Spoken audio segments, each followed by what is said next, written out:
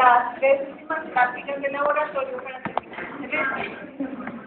Esta práctica es la aplicación del tema que ustedes vieron de oxidantes y antioxidantes, que ya lo vieron ver en teoría. Y este es un ejemplo muy bonito y muy interesante de cómo las células tienen mecanismos para protegerse contra las especies radicales del oxígeno, como los radicales libres. Entendiendo este ejemplo, podemos manejar muy bien el concepto de oxidación, reducción, quiénes son los agentes oxidantes, qué mecanismos tiene la célula para protegerse contra los radicales libres del oxígeno, con este ejemplo específico de las células de fosfato hidrogenadas. Entonces, lo primero que tenemos que hacer era entender muy bien el artículo. En la primera parte les explico cómo se descubrió la deficiencia de la enzima, y para entender bien lo que vamos a hacer en el laboratorio tenemos que mirar muy bien la estructura molecular de la enzima. Ustedes vieron que la enzima ya ha sido purificada, ha sido cristalizada, se sabe que se conoce su estructura tridimensional, y esta enzima es una enzima que cataliza la deshidrogenación de la glucosa para formar 3-fosfogliconolactosa.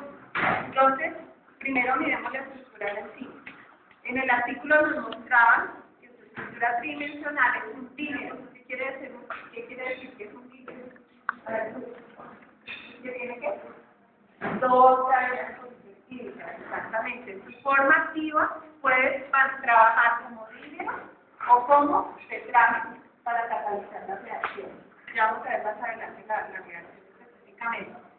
Esta enzima, entonces, cada unidad, que sería una y esta sería la otra, tiene aproximadamente 515 residuos de aminoácidos. Está formada por una estructura tridimensional que tiene hélices alfa, láminas plegadas beta, y tiene un sitio específico de unión de la coenzima. ¿Cuál es la coenzima de esta enzima? El NADP, que va a entrar a la reacción al sitio de unión en forma oxidada. ¿Y cómo va a salir? Como reducido en forma de NADP más alto. También tenemos un sitio de unión de sustrato. ¿Quién es el sustrato de la enzima? ¿Quién es el sustrato? Glucosa, 6-fosfato deshidrogenasa. ¿Quién es el sustrato? La glucosa, ¿sí? Que es la que va a cambiar durante la reacción para formar la glucosa, la 6-fosfoglucosanolactona. Bueno, entonces, esta enzima está en una actividad muy baja de lo normal que puede trabajar en los eritrocitos. Y es importante que lo tengan en cuenta. También se han descrito como unas 140 mutaciones diferentes de la enzima. Entonces, para estudiar la deficiencia genética que tenga un paciente con esta deficiencia, hay que caracterizar muy bien a nivel molecular qué tipo de mutación a nivel de la enzima ha sufrido el gen para esta enzima. El gen está ubicado en el cromosoma X, en el brazo largo del cromosoma X, ya ha sido secuenciado también, 18.5 kilobases, caracterizado por número de exones e intrones, es decir, de esta enzima se conoce prácticamente toda su estructura, función y a nivel molecular la secuenciación del gen. Entonces veamos qué reacción cataliza. Queda clara la estructura tridimensional de la enzima. Esta enzima entonces interviene en una vía metabólica que es la vía de las pentosas fosfato. Esta vía ocurre en todas las células, principalmente para generar azúcares de 5 carbonos. ¿Para qué nos servirán esos azúcares de 5 carbonos? Las pentosas van a ser propulsoras de qué? De ribosa, de desoxirribosa, básicamente para la síntesis de ácidos nucleicos. Es decir, a partir de esta glucosa se van a fabricar azúcares de 5 carbonos.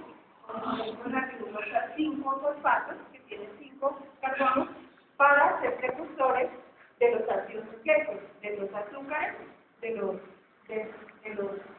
nucleótidos. En los eritrocitos, como los eritrocitos, ustedes saben que los eritrocitos maduros no tienen núcleo y tampoco tienen mitocondria. La única vía que ellos tienen para generar NADP más ácido es por medio de la vía de las pentosas fosfato. Y es por eso que esas células son muy sensibles al estrés oxidativo. Entonces, en el primer paso de la reacción, tenemos nuestro sustrato, que es la glucosa 6-fosfato. Ya la tienen identificada en forma de anillo gigano. Entonces, la glucosa 6-fosfato se une al principio del sustrato de la enzima de forma tridimensional y por otro lado se une la coenzima al sitio de unión de la coenzima, que sería el NADP oxidado. ¿Qué va a hacer la enzima en esta reacción?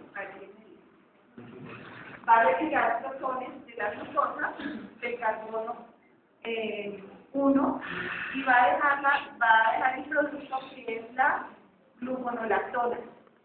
Entonces, esos protones que recibo de acá son los que van a generar el pH reducido.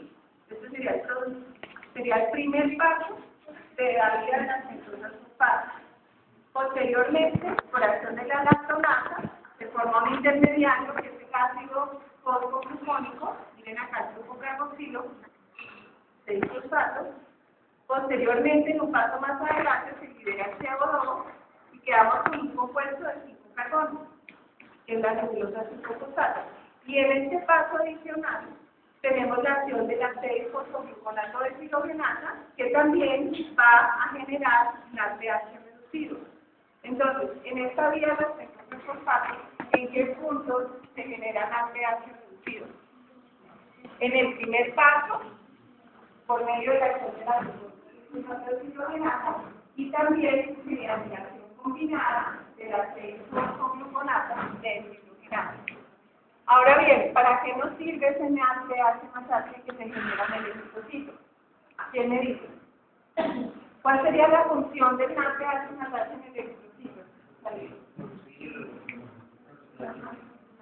Estos equivalentes reductores que se generan solo en este punto, en el eritrocito, porque no tienen mitocondrias, no puede hacer microorganismos. ¿Ah? Para reducir el glutamato.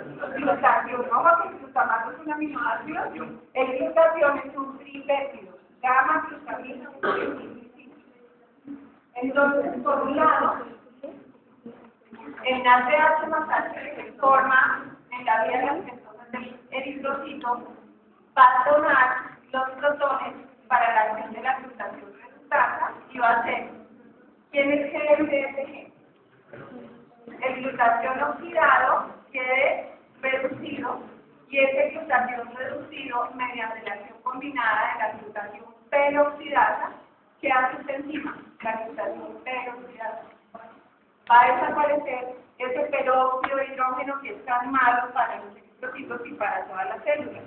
¿Por qué es tan malo el peróxido de hidrógeno? Porque se trata de eliminar rápidamente ese peróxido de hidrógeno. Aumenta el estrés oxidativo, pero debido a que a partir del peróxido se generan especies reactivas del oxígeno, como ese ion superóxido, que es súper tóxico, y esos radicales libres del oxígeno, como son especies inestables que les falta un electrón por aparear, le van a tratar de quitar electrones a otros compuestos de las células, como por ejemplo los ácidos grasos y los fosfolípidos. Entonces van a producir peroxidación de los lípidos de la membrana, van a también a dañar las proteínas, los grupos quión de las proteínas los van a oxidar y también van a dañar ácidos nucleicos. Entonces, este peróxido es súper tóxico para la célula porque si no se elimina, genera la formación de radicales libres. Entonces, esos radicales libres al eritrocito, que es tan susceptible al estrés oxidativo, pues le va a dañar los lípidos de la membrana y por lo tanto se va a producir hemolisis. Si no tenemos el mecanismo normal de producción contra la generación de peróxido de hidrógeno. Entonces, cuando hay deficiencia de la enzima, ¿qué pasaría? Si no se produce el pH más alto, ¿qué pasa acá? Pues hay que dar peróxido de hidrógeno dañando, generando superóxidos, dañando membrana y por eso se produce hemólisis de los eritrocitos en los pacientes de infección.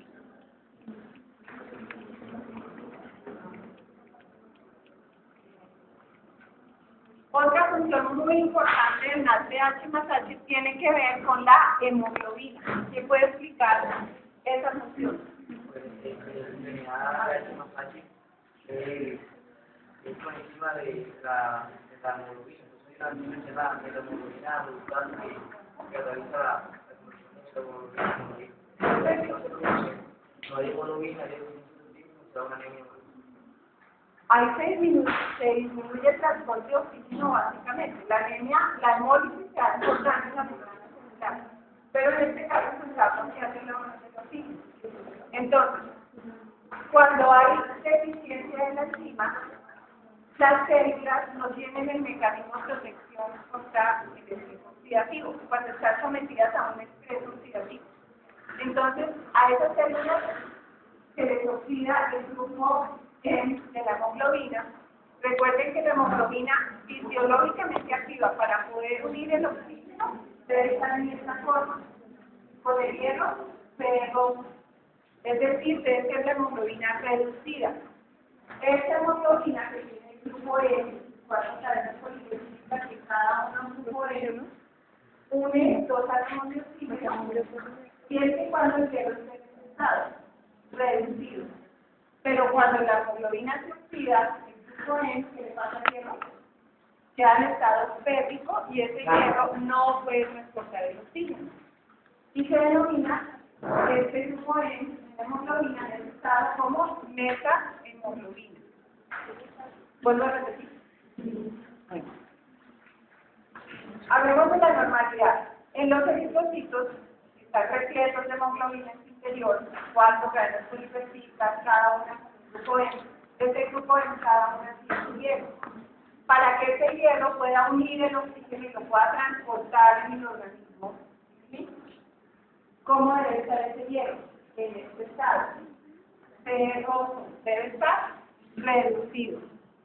Para que la hemoglobina sea activa fisiológicamente y pueda transportar el oxígeno, que funciona. ¿Hasta ahí vamos bien? Cuando hay un estrés oxidativo en las células, se rompe el equilibrio del estado reducido en el interior de los eritrocitos, se empieza a formar metahemoglobina. Y esa metahemoglobina tiene el inconveniente que como está oxidado el hierro en forma férrica, no puede transportar oxígeno. Por lo tanto, disminuye el transporte de oxígeno en el organismo. Entonces, los eritrocitos tienen su mecanismo de protección contra la formación de metahemoglobina. Tienen una enzima que es la metahemoglobina reductasa, como su nombre lo dice. ¿Qué hace esa enzima? Reduce la metahemoglobina y la transforma en hemoglobina normal. Y esa metahemoglobina reductasa utiliza como coenzima precisamente al NADPH más H. Entonces, ese NADPH más H que se genera en la vía de las ventosas va también a servir para actuar como coenzima de la metahemoglobina reductasa para que esa metahemoglobina se transforme en hemoglobina normal y se pueda transportar el oxígeno normalmente. ¿Queda clara esa otra función del NADPH más H? ¿Quién me la puede resumir? A ver. Natalia. ¿Cuál es la función del NADPH más H en los eritrocitos con relación a la hemoglobina? Que ayuda a la metahemoglobina a convertirla en hemoglobina para transportar O sea, oxígeno. exactamente ¿qué función tiene el NADPH más H? Está sirviendo La coenzima. de coenzima de la metahemoglobina reductasa. ¿Y esa enzima qué hace? Cataliza. Cataliza para convertir la hemoglobina, metahemoglobina en hemoglobina. Sí, es la hemoglobina fisiológica. Y esta sí puede unir el oxígeno. ¿Listo? Eso era lo que tenía que contestar a algunos ejercicios. Bueno. ¿Qué puse eso? Creo que puse eso. Entonces aquí está el resumen de las dos funciones grandes que cumple el NADPH más H en los eritrocitos. Reducir la explotación oxidada. Está el tripéptido cuando está oxidado, está bien, y suministrar los equivalentes reductores para formar glutatión reducido. Y ese glutatión reducido actúa como cofactor de la regulación redutasa y la acción combinada de la oxidación peroxidasa para eliminar ese peróxido de hidrógeno. Por lo tanto, va a evitar la peroxidación de lípidos de membrana y va a ayudar a que se mantenga correctamente en la membrana de los electrolitos. Y en cuanto a la hemoglobina, entonces el pH más H va a ayudar a mantener la hemoglobina en su estado reducido con el hierro más 2 para que pueda transportar el oxígeno normalmente. ¿Cómo actúa? Pues siendo cofactor, siendo coenzima de la metahemoglobina reductasa.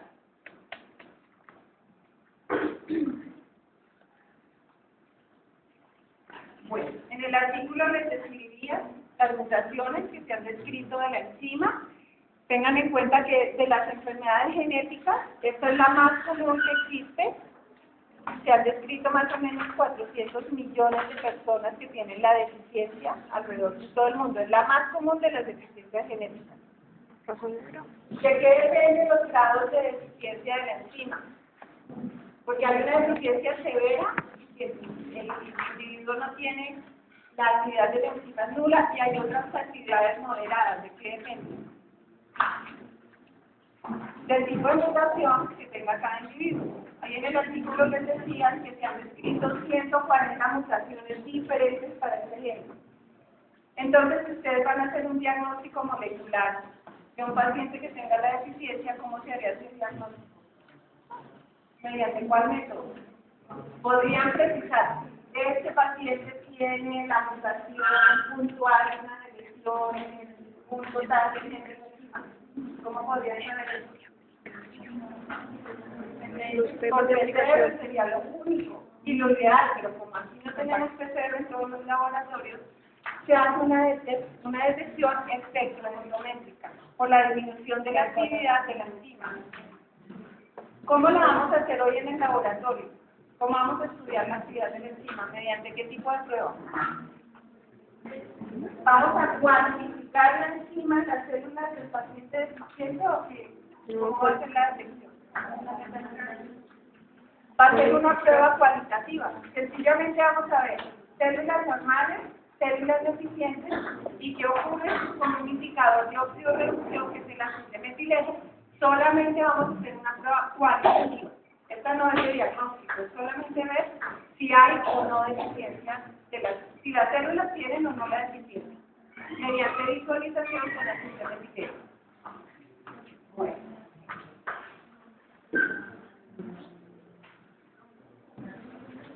Bueno, yo les hago una pregunta. ¿Ustedes cómo pueden detectar un paciente que tenga la deficiencia de la enzima a simple vista? Si es negro. Sin hacerle un examen de laboratorio. Si es negro. Ah, bueno, está perfecto. Claro. Según la distribución mundial de la prevalencia de la enfermedad, personas es más prevalente. Entonces, hay un número de personas que tienen la mutación. En la realidad, Porque esto es África. Sudamérica, Mediterráneo. Precisamente las regiones tropicales de los individuos de raza negra, los que viven en regiones tropicales, son pacientes, en teoría, que podrían tener la deficiencia de la enzima. ¿Listo? Pero ustedes leyeron en el artículo que los pacientes son asintomáticos. ¿Quiere decir eso? Que no presentan síntomas. Puede estar perfectamente toda la vida sin ningún problema, a menos que se exprese un estrés oxidativo. Es decir, la enfermedad es asintomática. ¿Cómo se puede visualizarla? Ya que aparezca, que se desencadene que se puede visualizar la enfermedad. ¿Mediante qué? Exactamente. Cuando esos pacientes que tienen la deficiencia se enfrentan, según el grado de deficiencia, a estrés oxidativo. Entonces hay varios Un negro comiendo estrés oxidativo. Drogas, como por ejemplo, ¿cuáles? Los antipanúricos, limatina, cloroquina. Otro ejemplo de droga muy común que es oxidante, que tomamos muy seguido, la aspirina. La aspirina no se le debe administrar mostrar a un paciente que tenga la deficiencia de enzima. Porque si tiene la deficiencia severa, se produce una hemólisis bastante fuerte. Y otro agente que puede producir la hemólisis, infecciones, por ejemplo, una hepatitis, infecciones virales, aumentan el estrés oxidativo en el organismo y por lo tanto los pacientes pueden desencadenar hemólisis. Una vez que se produce ya el episodio de hemólisis, que ya es visible que ese paciente tiene la deficiencia, ¿cómo se puede visualizar? O sea, ¿qué es lo primero que van a ver en el paciente? Ictericia. ¿Por qué? Porque se están embolizando se degrada la hemoglobina y el producto de degradación de la bilirrubina, que es de color amarillo, y la piel se pone ictericia.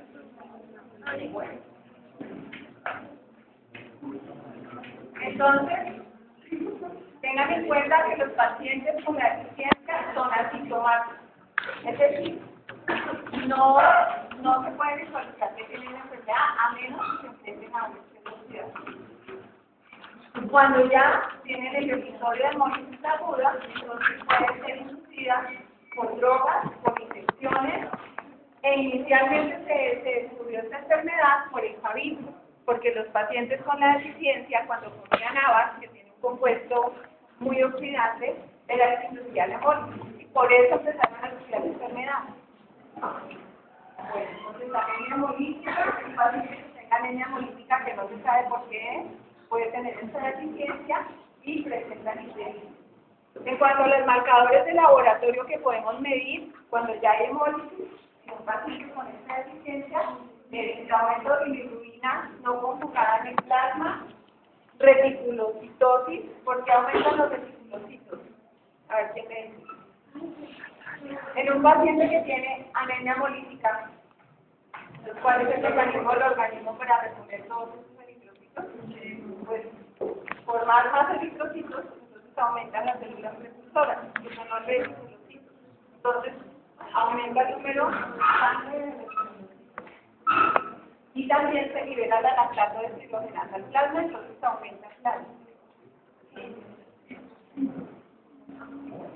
¿Cómo se verían las células de estos pacientes que tienen la anemia hemolítica por la deficiencia de la enzima? Se ven en el extendido de sangre periférica las células de este tipo, como células mordidas.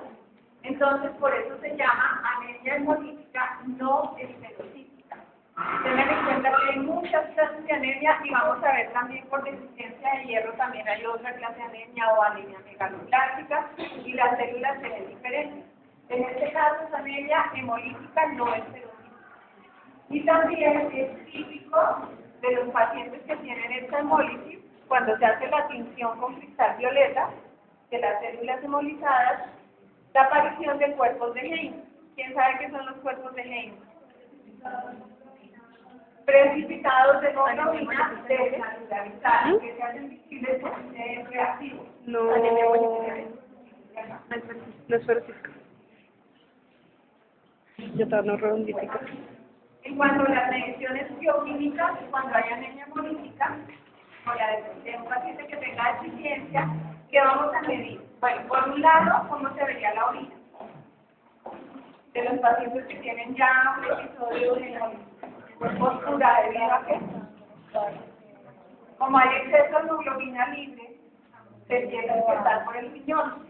La orina de pero si se hace en la transición a tiempo en el paciente y el tratamiento que se hace a lo largo de los días después del tratamiento, ya la orina va mejorando hasta que queda en su normalidad. Por otro lado, entonces se miden reticulocitos que están muy aumentados cuando hay el episodio de hemólisis y después llegan a su normalidad. Tenemos la bilirrubina que está muy aumentada, después baja a niveles de 2 miligramos por decilitro, y aquí serían los reticulocitos. Los reticulocitos aumentan cuando hay el episodio de hemólisis. Aquí sería el momento que se hace la transfusión sanguínea al paciente. Bueno, entonces ya dijimos que el diagnóstico ideal para la deficiencia de la enzima en un paciente que tenga esta mutación sería por PCR. Pero si no se cuenta con ese recurso, se debe hacer por espectrofotometría y reportar las unidades por litro que tenga de la enzima este paciente. Entonces, ¿a cuáles pacientes ustedes le harían el diagnóstico para ver si tiene la deficiencia genética? Como tú dijiste, Natalia, A los negros. a la población que tiene mayor riesgo de mayor prevalencia de la mutación. Entonces, si es africano, es Que esto es África. hombres africanos, asiáticos, monoicéticos. A los que presenten hemólisis aguda por alguna estrés oxidativo, posiblemente podría tener la deficiencia, y también a todos los recién nacidos que estén ictéricos, pero que no sea la ictericia fisiológica, pueden tener la mutación. Las cosas también se ponen muy amarillas.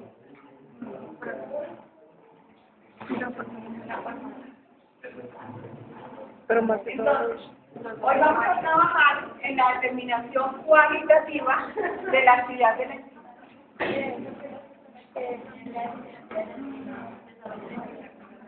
Bueno, aquí hay una pregunta buena que creo que tú misma me la puedes contestar. ¿Por qué las personas que tienen la deficiencia en la enzima desarrollan inmunidad? Bueno, inmunidad contra la malaria.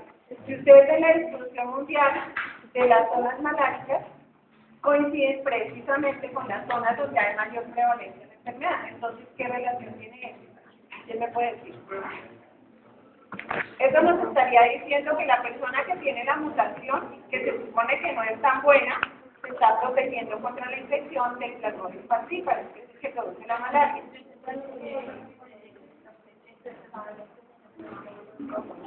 ¿De qué?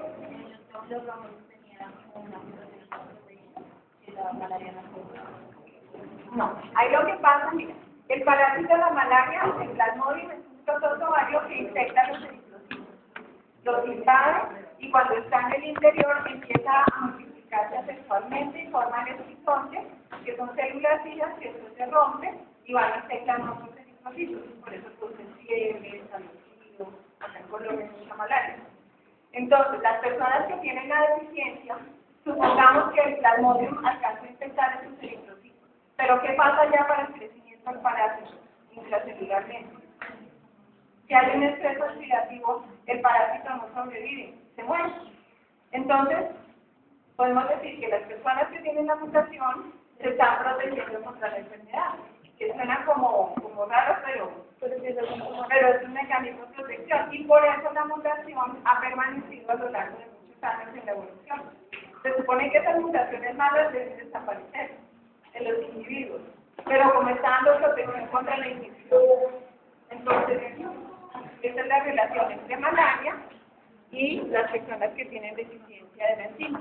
Se protegen contra la infección, porque el parásito no puede crecer intracelularmente por el alto estrés oxidativo, se muere. Bueno.